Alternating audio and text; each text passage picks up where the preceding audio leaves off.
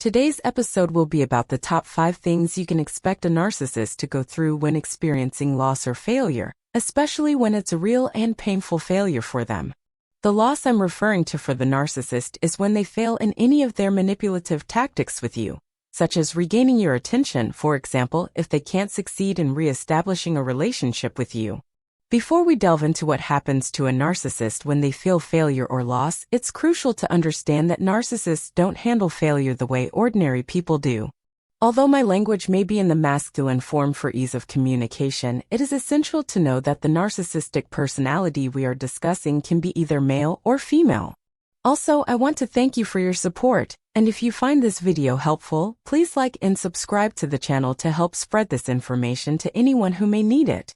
Narcissists have a competitive nature that is unusual, and this nature doesn't allow them to accept anything other than victory. Typically, narcissists succeed in reaching their desired goals. In my opinion, I don't believe there is a more critical goal for a narcissist than winning and triumphing. Therefore, when a narcissist fails in a specific matter or feels a loss, you should be prepared to witness some behaviors that you may not have seen before. Our topic today will focus on the things you can expect from a narcissist when they feel failure or loss in a particular situation. Firstly, the narcissist will begin to doubt any evidence of their failure, even if the proof is irrefutable. The narcissist will attempt to reinterpret and reframe the evidence in a way that portrays them as the victim. At the same time, you should be aware that anyone presenting evidence of the narcissist's failure or proof that they lost in their task will face the worst reputation smearing campaign they may experience in their life. The narcissist will attack the person who presented this evidence, describing them as a liar, harboring resentment towards them, or portraying them as manipulative or even insane for making such statements about the narcissist. Additionally, the narcissist may claim that the person is fabricating the information they are sharing about them. In essence, regardless of the evidence presented against them and its accuracy, the narcissist will resort to these tactics. If the narcissist cannot deny the presented evidence, they will look for someone to shift the responsibility onto and sacrifice to save themselves. The narcissist will choose someone who lacks the ability to defend themselves or confront the accusations directed at them.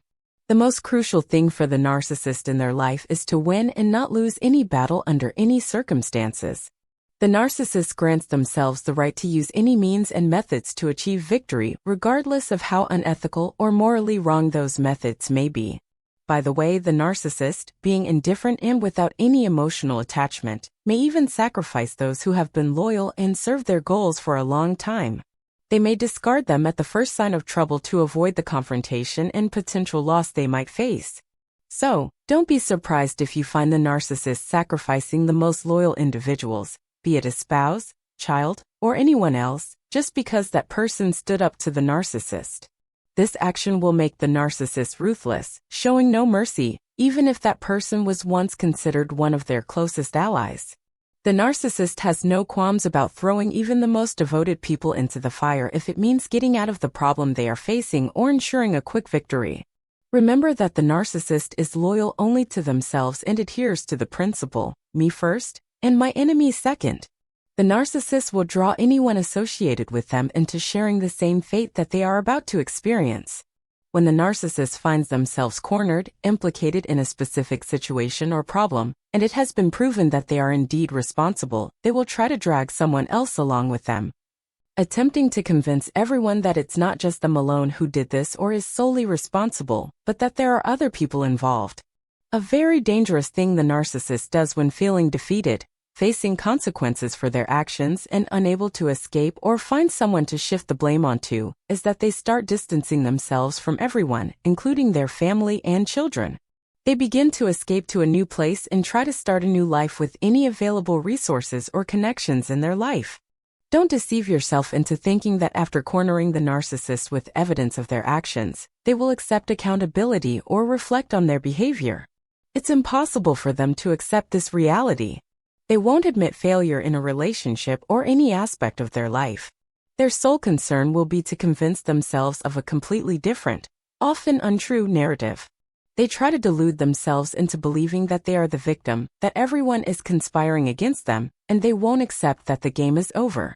They refuse to acknowledge that the truth has come out, revealing the reality they spent their entire lives hiding behind a facade and a deceptive personality. By the way, after the narcissist decides to distance themselves from those they were once connected to, the best thing they can do with them is to minimize the damage, harm, and negativity that has been caused. Believe me, the best outcome you can get from a relationship with such a person is for them to leave and distance themselves from you, or for you to be the one who can escape from this toxic relationship. That was today's episode. I hope you found it beneficial. If you have any questions, please write them in the comments. Also, if you have any feedback or advice regarding the channel, feel free to share it with me. Thank you.